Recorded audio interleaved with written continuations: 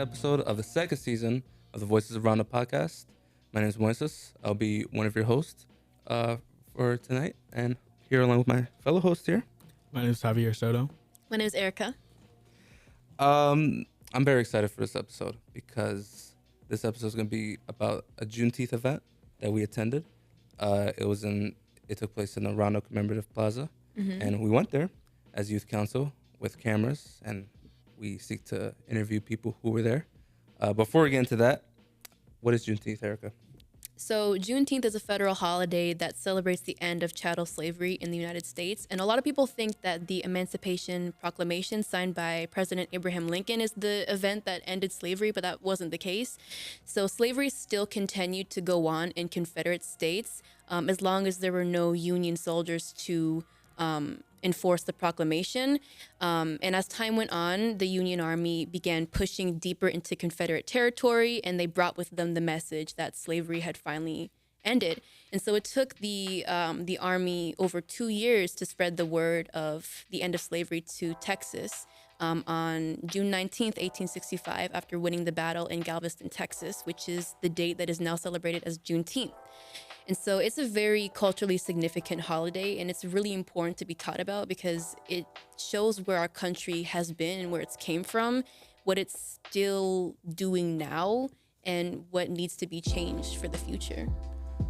Yeah, so Juneteenth event. Yeah. Javi?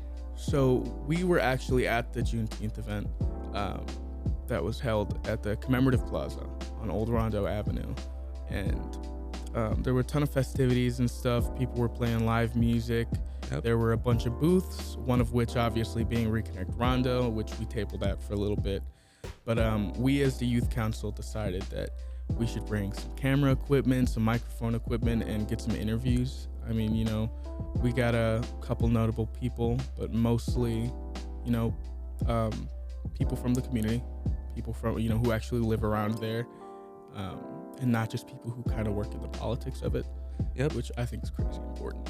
Yeah, and we interviewed people who had booths there, and one of those booths was a nonprofit called St. Paul Promise, which is a group who really focuses on K-12 folks and really fostering them to really be active community members, bring them up as active community members, which is great. Fortunately, we didn't get an interview with them, but that's why I mentioned it now. But we went around. So what did y'all think? What did y'all think of the event, Juneteenth event? I had a great time. I thought it was really fun just following you guys around and not having to do the interviews. Right, yeah, you was holding the camera. Right. I thought it was fun watching Stone. He wasn't really messing with that guy, but he was more so messing with us when he was just making that goofy voice. I thought the whole thing was just kind of fun. It was a nice day out. There was food. Beautiful there was music. Day. Yeah. It was definitely really fun. Yeah, it was a great event. I got an amazing rib dinner from a food truck. I think it's called Good Life Eatables, based in Rondo. You should try it out sometime. It was so, I think there's some interviews that we did, and I think I'm in the background. Yeah, you'll see it. Digging out. Yeah. It was so good. No, but on a more serious note, I really enjoyed the event. I liked how it was primarily local businesses. There wasn't a lot of huge big time chain businesses there, so it felt very for the community, from the community. So I like that local intimate feel of it. So I had a fun time. I really did. Yeah, it was a beautiful day. A lot of people there, but it was small, and that doesn't go against it. I feel like that benefits it since it's a community event. It's only a Rondo thing, right? It's based in Rondo. It's not like the St. Paul or Minneapolis ones where you have these big festivities, right? So I like that part of it. It was easy to get around, right? So in preparing to conduct these interviews at the event, we came up with 3 questions that we think could really bring out what the community thinks on this event. First is being, what is your connection to Rondo? I think that's very important, Simple, right? To get that. Right. Why do we celebrate Juneteenth? Why are we here, right? And the last one is, what does liberation mean to you? Which I think that's a really good one and got the most results. But we're not going to show you these compilations that we made around these questions. The first one will be, what is your connection to Rondo? Here it is. What are your ties to Rondo? What is my ties to Rondo? Well, when I graduated from barber school, I've been here since I was 19. Started at Lexington Hair Shop. I'm 52 years old, and still right here in the Rondo community. That's beautiful, man. I want to ask you too, what are you guys' ties to Rondo? I was born on Fuller, so like since '93, I'm like 30 years, 10 toes down. It is what it is. Straight from here, yeah. I mean, I've lived and worked in Rondo. I love this neighborhood. I love what it means culturally, and I understand the history of it. Yeah. And like to know Rondo and to understand its history and to participate in beautiful things like Selby-Side Jazz Fest and like Walker West and all of that. Like it's a genuine pleasure and like a great privilege to be able to participate in such a beautiful and established community for about 8 years. No, for sure. I'm right man. off Dale too, so we got like Tiger Jack is like a historical monument. I went to St. Paul Central, which is just litty, and then Jimmy Lee, the football team, Frogtown football team. Like, I just like Rondo is definitely in my childhood for sure. For sure, man. What's your connection to Rondo and this community? My roots were on Rondo in St. Albans. I grew up down the street above my grandfather's store on the corner of Rondo and St. Albans from 1949 to 1958. And then he lost his business, just like everybody else lost their homes and their businesses because of the freeway. But I went to the old Maxfield School kindergarten before they tore that down. What's one thing that you would like for people to learn about Rondo, the Rondo community? That they were pushed aside and their stories, even though they were pushed aside, their stories are still here. Like, Mr. Anderson used to live in Rondo. He's still living out his story and he's telling the history of Rondo. So I just want people to be educated on what happened and making sure it's correct. I mean, we already took a step. We named Concordia to Rondo Avenue, so yeah. Well, my ties to the Rondo neighborhood is I'm considered one of the elders. My father's family came here in 1893. My mom's family came from Mexico in the mid-20s, to live on the west side of St. Paul. So for me, I've grown up here in St. Paul, the Rondo community, and went to Mechanic Arts High School. The other school from Central, the rival, we won't talk about that because Central people will get mad.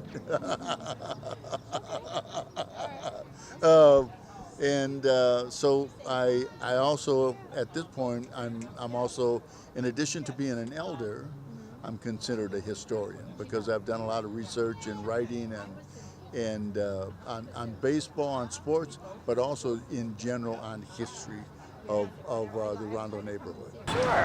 My name is Mercedes Henderson Clark, and I grew up in this area. I went to church in St. James Amy on this corner of Central and Dale.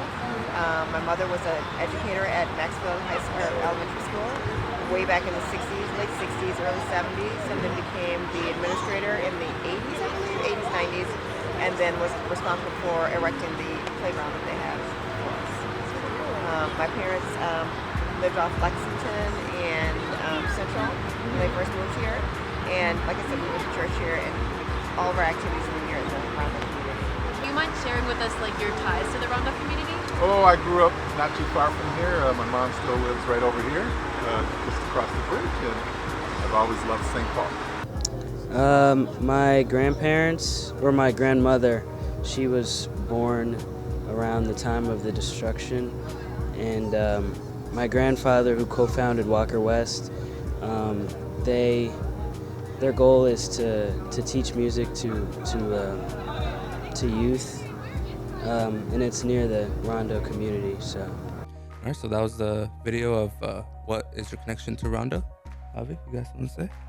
I think it's just really cool to hear, not just the fact that people come from here, because I mean, obviously, a lot of people who are in the area showing up to, area events, community events, come from here. But it's nice to hear their stories. It's nice to hear, where their family came from. Like that one guy, his family came from Mexico. Yeah. That was cool. Yeah, I think it's really cool seeing all the different ways people can be connected to a community. There's not like one set ways. Like you said, everybody has their own story, and it's cool hearing that. Yeah, and like after talking about this community for a long time, right? Mm-hmm. In our podcast, it's really nice to hear from the actual people who live here. Right. And their story. Mm-hmm. And their personal connection to this community. Mm-hmm. One thing I thought was super cool was Devin showing up. Devin used to work with us. He used to help on the podcast for season 1. And I didn't know that he was connected to Walker West like that. Yeah, I did not know that. His grandfather co-founded Walker West? I said his grandmother. Oh.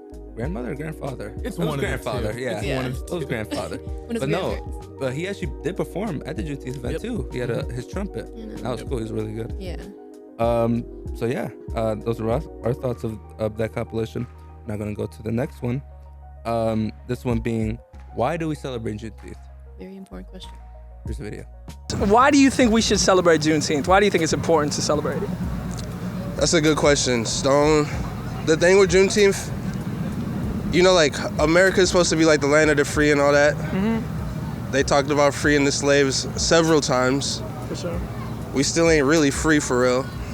And I think Juneteenth is about remembering that promise that they gave us when we got here about that freedom. Everybody's supposed to get it. How come not us? And we still got to deal with it still. So it's like, it's about just remembering and not free, especially with them trying to rewrite history and all that. Definitely. They trying to bleach out the history right now. So it's like we have to remember these movements like Juneteenth in order to like keep it alive. For sure. Yeah. It's important that we understand our past failings as a country and as a people in order to actually progress. And we are currently ruled by a generation of people who refuse to look in front of themselves or even backwards. They are wholly staring down at their feet. Wow. Definitely. And all they care about is what's around those feet. Bars. They spitting, man. Y'all the only ones. That was crazy. No, it's crazy.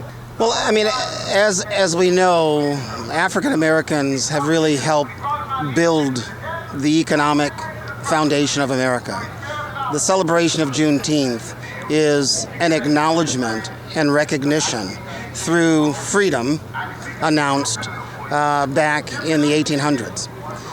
What's most critical is not only was the opportunity for freedom to emerge, but many came and moved to St. Paul over the course of a year. So 150 years, African Americans from the South migrated to the Midwest and established the community of Rondo. And then the freeway comes through. So what I think, in my mind, the connection is freedom is about economic opportunity. Freedom is about choice opportunities. Freedom is about being able to contribute and build community, which is exactly what Rondo did and is exactly what we're trying to do with this land bridge. These are extremely important, especially Juneteenth, around enslaved people gaining their freedom. And then, of course, Juneteenth was because there was a certain number of enslaved people in Texas who didn't even know that they had gotten free in 1863 through the Emancipation Proclamation. So having these events not only reminds us of what happened then, but it also reminds us of the struggle that Black people have had in trying to be ordinary citizens and counted in this country. To celebrate the same as like a lot of everybody, like just another culture that is very like important and should be embraced. The history and what's happened in history and the lives that were lost and the tragic events that transpired. And so I think it's important that we all come together as a community and celebrate this day. All right, so that was the compilation of Why Do We Celebrate Juneteenth? What did y'all think of that? I thought it was amazing. I mean, I really liked what Justin had to say about our current leaders are just kind of looking at their feet. You know, they're looking back and they're not looking ahead of themselves. And they're really just stuck on waging wars that have been fought in the past, you know, by our fathers, our grandfathers. And at the rate we're going, if we don't do something, it's going to be our children that are fighting the same wars. It's going to be us. And for the sake of what? Because we can't look past ourselves. Now, when you mean wars, you mean like the culture wars, right? Of course. Yeah, right. Mm-hmm. Right. Just to clear that up. Right, yeah. But you're so right about that, especially with what's happening right now with book banning, this Project 2025 that's being circulated around, right? Not wanting to teach about race and just different things in schools. And this is stuff that's been already settled in the past, right? But given your point of the the older folks not looking back, or what they said actually, of what they said of they can't look behind and they can't look forward and they only look at their feet. Right. I like that analysis because like they're only looking at where they're at right now. Exactly. They're not looking forward to the next generations, us. Right. And they're not looking behind. Acknowledging what happened in the past. Right. They're not. That's such a great, and just like I agree with Stone, they were spitting. They were spitting. Yeah. Unfortunately, I think that is the way it is because the people looking at their feet just don't really care. Yeah, they're good where they're at. They've got their power. Yeah. They've got a grip on it, and they're keeping us away from it. I mean, we don't have that power. So I want to ask the question of like, how do you think it could be dangerous to not learn or teach about history? I think by not learning from our mistakes, by not looking back at our past, obviously looking forward, it impacts us in a way that we can't even really understand. Because when we start to just wipe history off the face of the earth, when we get rid of it from the books, when we take it out of our children's heads even, I mean, it's like we force an idea on them. And that idea is that our country is great. America's awesome. America's perfect. The greatest country on earth. When in reality we've done atrocities. And that's just something we have to acknowledge. And I think one of their biggest arguments of wanting to erase that history is we don't want to especially in schools we don't want to teach this graphic stuff to our kids, we're just indoctrinating them and this is just bad and inappropriate and it's just crazy to me. It's crazy. How will they learn? Yeah. Who will teach them if we can't tell them ourselves? Because a lot of us frankly don't know ourselves. Right. I mean, we still got a lot to learn. You and I, we were taught in school. That is not to say the same thing for our parents, for their parents, right. For our children even. Because our children ain't even in school yet. We don't have kids, right? We will get nowhere if we continue the cycle of just erasing our history. Yeah. Right. We won't get anywhere with that. Right. We're gonna regress. And when it comes to teaching about race, critical race theory, racism, I've always been a huge advocate of if Black and brown kids are old enough to be experiencing racism and seeing it around them personally, their loved ones, their family, friends, then everybody, white children, should be able to learn about this too. I don't even think it's just a Black and brown and white thing either, because it's it goes every single way that it possibly can. It's not just white kids picking on Black kids or Black kids picking on white kids. It's the fact that our kids are being taught to hate each other. Right, and that kind of goes back to the first episode where we talked about people going against each other and not really seeing the commonalities of kind of the breakdown of the community, right? I would like to shout out the Rondo Beyond the Pavement documentary that had a quote that pretty much said, "To not know about our past, how can we know about our future?" That literally speaks to what was said by Monte and Justin. Because history will repeat itself if we don't stop it from doing so. Yeah. And not only is it important to teach history, but also it's important how we're teaching it too. I think we were having a conversation a bit ago about how, when you think of Black History Month or MLK Day, the way that Black history, for this is my example, is taught in schools, it's such a simplified, summarized, whitewashed way. It doesn't really get into the weeds of things, the ugly truths. It just keeps it very fake. It keeps it very digestible. You think about what we're taught, right? When it comes to Martin Luther King Jr., right? He was he was such a great man. He fought for his rights. He fought for his people. And yeah, he was a great man. But he was a person that the white man could look to, and even in all their hatred, even sympathize with it in a certain way. But then you look at someone like Malcolm X, who radicalized they want to follow the rules. Dr. King's views, right? Who doesn't want to be, nobody wanted to be put down. Nobody wanted to be oppressed, of course. But, Malcolm X had a very certain way of going about expressing that that Martin Luther King Jr. didn't. And what happened is that we glorified Dr. King. Right. Rightfully so. I think he deserves it. But the way in which we're doing it, delegating everything, all of his work to a day, delegating Black history to a month, it's wrong, and it's not what needs to happen. That's not the way to move forward. Right. And the people that want to glorify people like Martin Luther King and put down people like the Black Panthers or like Malcolm X, like they like are pushing this narrative of like, oh, like you just got to follow our rules and just wait for us to give you rights. Like just wait for us. It's okay. Like give us time, please. Yeah, just processing. Yeah. Another thing that I also want to mention is like what Naida Presley and what Keith Baker brought up of how everything's connected. The Rondo community is connected to Juneteenth, right? Yeah. I'm sure some of those descendants of those slaves that were freed in Texas came up during the Great Migration to Rondo, right?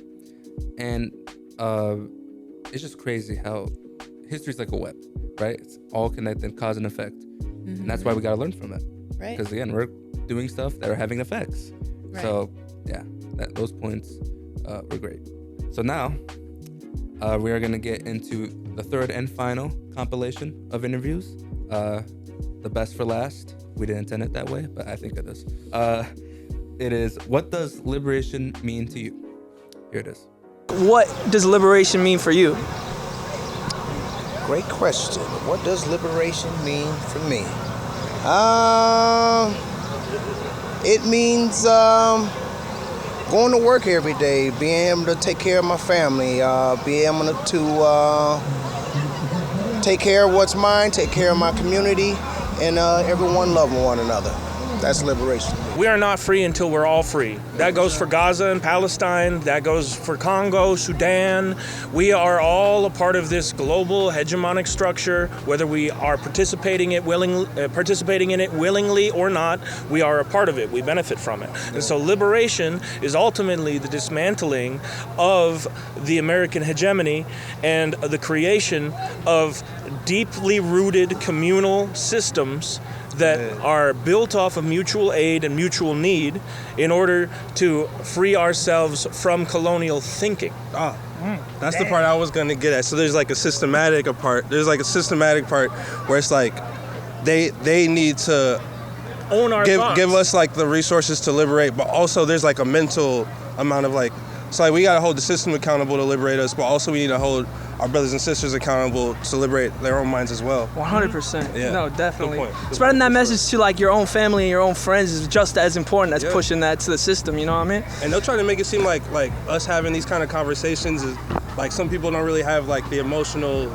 like bandwidth, and they'll try to make it seem like you wild for wanting to talk about this, but it's like we got to talk about this. Those people that shut down conversations like this, that shut down interviews like this, that don't want these things said, are doing the CIA's job for them.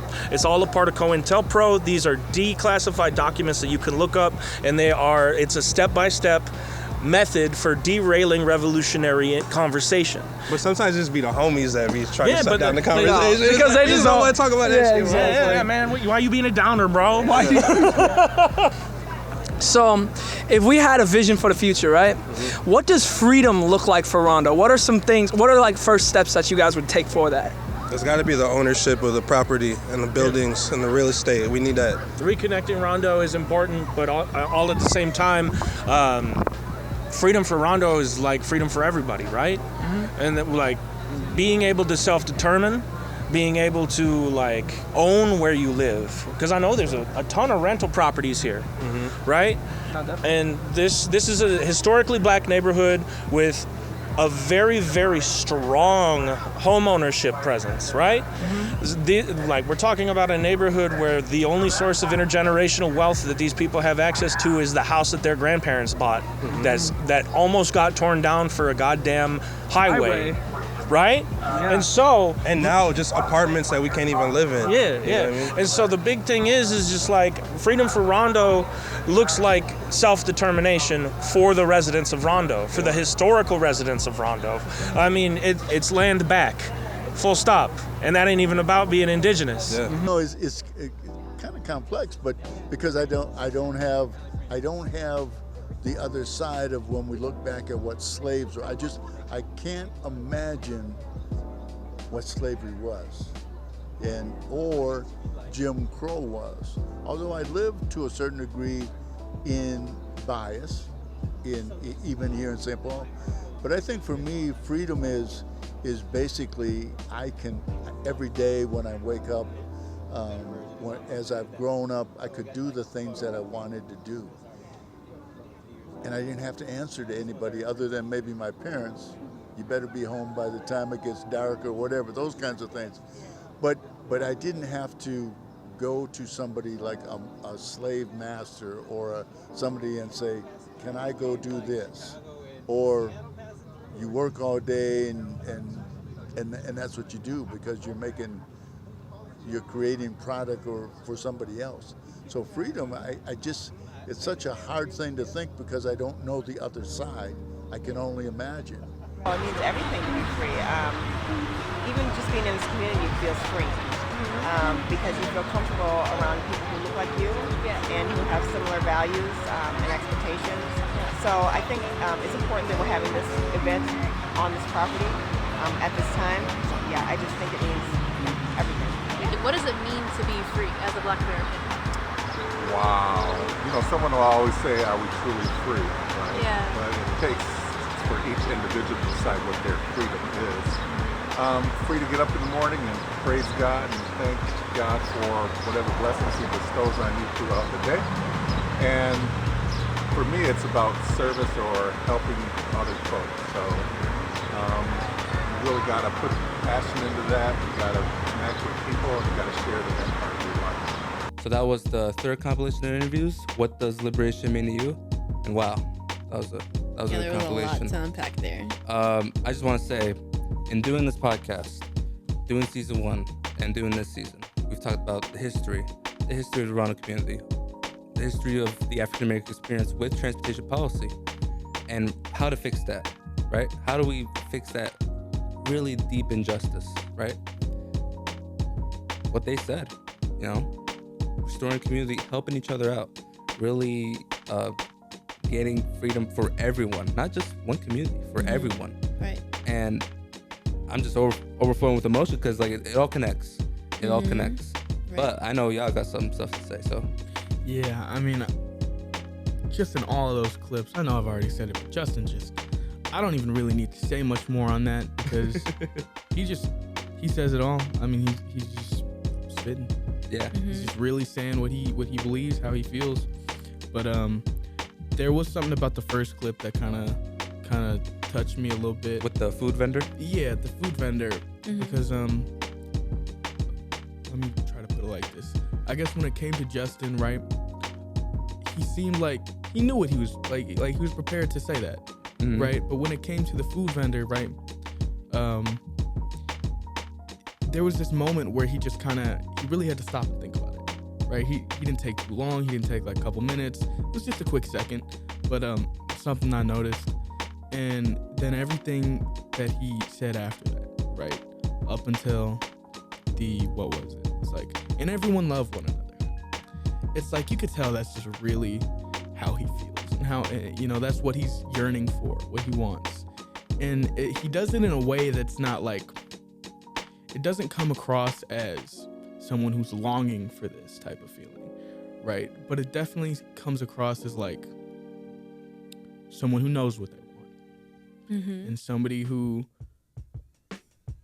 has kind of thought about it before. Yeah, you could tell. And it took him aback a little bit, I think. And I feel like it took him aback because it was probably the first time he was asked that. Right, exactly. Right? And one thing I also like about it too, about this complex, is that there's so many different answers, right? But it all coalesces into one main theme. Erica, what you got to say about this? And I like how there was different scales. Like we heard people talking about more local things, more personal stuff. Yeah, being able, liberation is being able to work and take care of yourself, your family, being able to self-determine, own property. And then there was other answers that were more large scale, dismantling colonial systems and ways of thinking, making sure that freedom is granted for all, giving examples of in Gaza, Congo, Sudan. It's really cool to see how it's all connected. But I kind of had a question about something that Justin said. It's kind of like a which came first, the chicken or the egg question. But like when he was talking about dismantling colonial systems and also colonial ways of thinking, like which do you feel like comes first? Do you feel like the thinking comes first or the system comes first? It's the thinking. It's definitely it has the thinking. To be the thinking. And I'll tell you why. Because at least the way I think of it, right? When people were migrating to America, they were already trying to escape what was going on in England. They were trying to escape their own, like, the bad stuff that was happening to them there. And they were going about it, you know, thinking like, we're going to start a new life for my family. You know, we're gonna my town, my people. And it was for like religious freedom too. Exactly. Right, I didn't even think about it. Freedom, economic but freedom. that was a huge part. You know, economic freedom, religious freedom, just freedom in general, liberty, right? And then they came over here, and it's almost like a nature versus nurture type of thing, because the way they were, like their actions, everything they had done, was just a reaction of what they had been through in England, in Norway, wherever they came from, right? All of Europe, pretty much. All of Europe. Yeah. That evil, is it wrong to call that like I mean, what the colonials did, what settlers did was kind of fucking evil. Much. Yeah, sorry, it was kind of evil. Them seeking liberation from oppression, only to become oppressors themselves. They created another oppression on the other side of the pond. Yeah, I agree. I do think it's that thinking that founds that system. However, once that system is built and operating, then that in turn starts changing people's thinking who are living under the system. And that keeps nurturing that type right. of It just continues with the generations. Yeah, and you see it today. Right. And it's taught from the second you're born. Like, you can't escape so that. It's thinking, and once people stop thinking in the way the system wants you to think, the system collapses. Yeah. So, exactly. Yeah, the thinking comes first. And I like a point that Justin brought up of like, these conversations we're having right now always get shut down. Yeah. Like, man. Like, and just regular like passing conversation. I'm not going to name every single time, but it's happened. I mean, it's happened to me. I'm sure it's happened to you. No, yeah, for sure. Yeah, and even the word woke has been co-opted as like a bad, negative insult. Like if you're woke, you're like, oh, you're annoying. You're always talking about some BS. Like you're just always on something. Like. And I think a lot of conspiracy theorists. Yeah, that's what I was gonna say. Is that you made kind of a comment, Moises, and I know like you obviously didn't mean like, oh, Justin's being like conspiracy theory. People see that type of stuff, or they hear that type of stuff, and that's what they immediately default to. It's like, oh, reptilian, deep state. That's what the mainstream media would say. Exactly, though. Because I was saying that as like, oh, that's what it would be viewed as. I got what you're saying. And unfortunately, that's the case. People really do think that that's a conspiracy theory. What he was saying is all true. Unfortunately, it's all true. It's all I wish it wasn't true. And I wish it was. I wish it was exaggerated. I wish he was just like going off about something else, something completely different. But he wasn't. He was talking about the very issue we are handling right now. He was talking about what ReConnect Rondo is talking about, what any other social justice corporation, nonprofit, that's what they're talking about. We're talking about liberation, we're talking about freedom, and that is what we ultimately want, not just for Rondo, not just for Palestine, for Congo, for Sudan, it's for all of us. Because one thing that he said that I didn't really agree with was freedom, liberation for Rondo is liberation for everyone. And yeah, everyone here. But liberation for everyone is that only comes once we've dismantled every system that we have in place right now. Because the systems we have in place now are oppressing us as a people, oppressing our youth, and we are putting our past in a forefront that's really like weird, because we're talking about it as if it wasn't just like 60 years ago that stuff like this was happening. Yeah. That the civil rights movement was happening, that Martin Luther King was marching in Washington. Yeah. That was not that long ago. Okay, you think of... there's like they make his photos black and white. Exactly. There was color there's color photos. They need to give the original photos like ages ago. Okay, there are colored photos of slaves. Were there? Yes. There were. Yep. Really? Yes. Yep. I didn't know that. It was not that long ago that this stuff was happening. And the civil rights movement is still happening, just in a different form. It Right, is. it's evolved. It really is. People like to think that It's it's like a over, neo and civil rights movement. this is just something we've talked about in podcasts before. Oh yeah, we did talk. This did talk is about like this. Yeah. literally exactly this. Yeah. People think the civil rights movement is over, when in reality, I think it's at an all-time high right now. Oh, I for real. mean, especially when you see what's happened we in this might- country. Right. We might not be going to the extent of marching on Washington. We should. I also had another thought about something that Justin said. He was talking about like what is liberation for Rondo? And he was talking about land back, referring to getting the land bridge, and I'm assuming getting the land bridge and having that land that was bulldozed away given back to the community. And then I think he said it's not about being indigenous, and it made me think about how there. Like let me tie it back to this conversation we had before, where like different people of color are often kind of like battling each other almost. And it made me think about how I've had conversations with different indigenous people talking about, why are Black people asking for reparations and stuff like this when we deserve these things? And like my opinion on that is, it's like, I don't understand why we can't grasp the fact that we are both being oppressed. It's not it's not only one of us can be oppressed. Yeah, why can't you be like, hey, like we both you do deserve reparations. Right. Let's work together. Exactly. Let's work together. Like, why are you being like only one person can win? Like, that is such a huge thing, and for real, it just goes to show the type of system we live under. You know, we are being pit up against each other. Right. Oh my gosh. Literally, That's it's so like true, this Javi. country is like a coliseum, right? We have minorities just going at it. We have people shooting each other dead in the street because what? Because I mean, like, you on my block, you in my hood. And that was fabricated by the CIA with the There you drugs. go. The drugs There you were go. poured in by the, you know, so were weapons. Ronald Reagan. Yeah, At and a Nixon. freaking liquor store on every block. Yeah. It's just crazy. it's disappointing because they really do. Sometimes it just feels like it's a reality show almost. Like they just got hidden cameras all around. Have y'all watched And the they're just Netflix watching. movie They Cloned Tyrone? No, I've heard of it. It's but- a good movie. Is Oh my it? gosh, it talks a lot about the stuff we're talking about now. Oh well, we should check that out. Should check it out. Not endorsed by Netflix. Yeah. No. So, with all that conversation, now that we're moving closer to close, like, I mean, why is it important to connect with just regular, everyday people at events like this, or just in general? Because if we don't, then we don't see, we don't see, one, the problems that are going on in our communities. Two, we don't see what the people in our communities want. We don't see what they need. Three, if we don't connect, how are we supposed to make the community know that we care? Yeah. But let me rephrase that. How are we supposed to let them know we care? Because we can't make them know we care, right? There's nothing we can do. We can't just show up and be like, oh, here are your reparations. Give us a thumbs up. That's not how it's going to work, right? We have wronged this community specifically.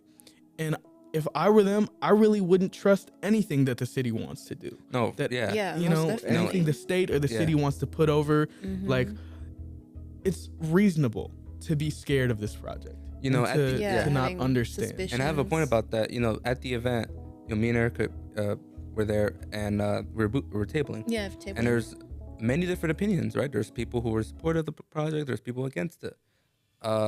And yeah, you just see that difference in opinion, and that's why it's important to get community voice, because why are we here? Why are we here sitting and talking about this community if we were not gonna get community voices? You know? We have no right. connection. Imagine if we just went through this whole process and not go into the community, right? I would also like to point out that, you know, at the beginning of making this season, we were debating like, oh, should we also interview more high-profile folks, like Political leaders. Yeah, political leaders, you know. And we decided not to. We were like, you know what? Let's focus on average, regular people, because at the end of the day, those are gonna be Those are the ones people that count. Those are the ones that have been historically not listened to. Exactly.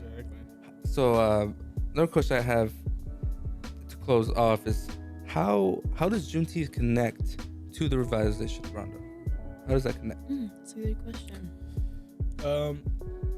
I think it connects to the revitalization of Rondo because, similar to what I was just saying, kind of, once the community knows we care, once they understand that we're not just trying to abuse their trust again, I think they'll be more willing to allow us in, to let us in, to hear out our ideas.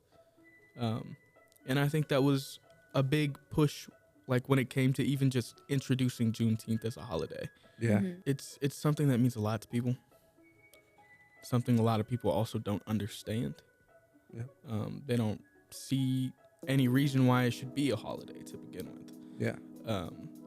But I think making people understand why these things are important, why they're even here to begin with, it's a step in the right direction.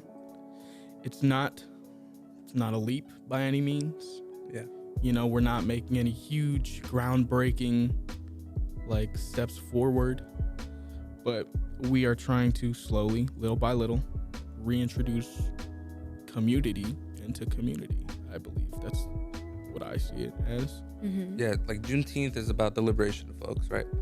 And the revitalization of Rondo is pretty much the economic liberation of the people who live here, right? And I feel like that's what the modern civil rights movement is about. Because like in the past, it was about segregation, right? It's about who can use, where can you be, right? Who can vote? But like once Martin Luther King got that done, he went on to the Poor People's Campaign. And when I learned about that, I was like, I see why they voted. Right?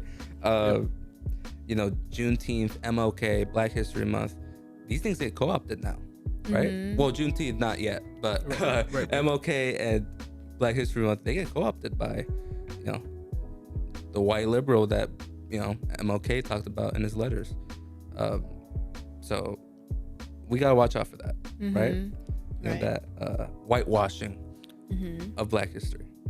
That's going to conclude today's episode of the Voices of Rondo podcast. On the next episode, we'll be showcasing local businesses from Rondo, as well as the Rondo Days event that hasn't happened in 4 years. So that's pretty big deal. Pretty big deal. Yeah, it's an annual event that just celebrates the culture and history and present day of Rondo. And we'll be there with cameras, getting interviews of Rondo community members. So that concludes it. So yeah, that's it. Make sure to follow us on social media, YouTube, Spotify, and Instagram at ReConnect Rondo Youth Council to see our full-length podcast and extra content as well. Thank you for watching.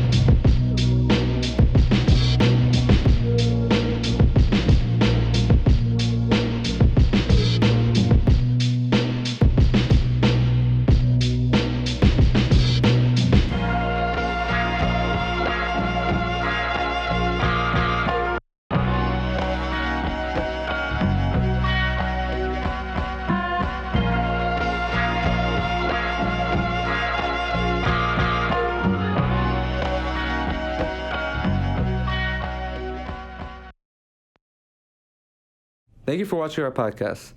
If you like what you see, give us a like, hit that subscribe button, and click that notification bell to get notified when we put out new podcast episodes.